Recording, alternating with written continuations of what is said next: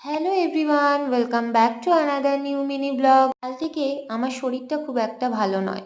আর শরীর ভালো না থাকলেই মনও ভালো থাকে না। গাছ হচ্ছে এমন একটা জিনিস, অনেক খারাপ লাগাকেও ভালো লাগায় পরিণত করে দেয়। এই সকাল সকাল গাছগুলোতে জল দিয়ে আমি আমার ব্রেকফাস্ট করে নিলাম। আজকে তেমন একটা কিছু খেতে ভালো লাগছিল না বলে শুধু একটা কলাই খেয়েছিলাম আর একটু ব্ল্যাক কফি। বেলার দিকে একটু ডাবের জল খেলাম। সুমন আজকে অফিস যাওয়ার আগে আমার লাঞ্চটা বানিয়ে দিয়ে গিয়েছিল, তাই লাঞ্চ করে আমি একটু রেস্ট নিয়েছিলাম। বিকেলের দিকে উঠে ভাবলাম রাতের রুটির আটাটা মেখেই রাখি।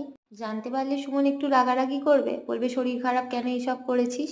কিন্তু না, কাল থেকে একা বেচারি অনেক কাজ করছে, তাই আমি ভাবলাম আটাটা মেখে রাখি, রাত্রিতে সয়াবিন হবে, সবজিগুলো কেটে রাখি। তারপর ভালো করে ফ্রেশ হয়ে আমি সন্ধে দেখালাম। আর এই যে এটা হলো আমার গপু। গপুকে খেতে দিয়ে আমি রেডি হয়ে গেলাম সুমনকে আনতে যাব বলে। আজকের মতো টাটা, দেখা হচ্ছে আবার কোনো নেক্সট মিনি ব্লগে। বাই।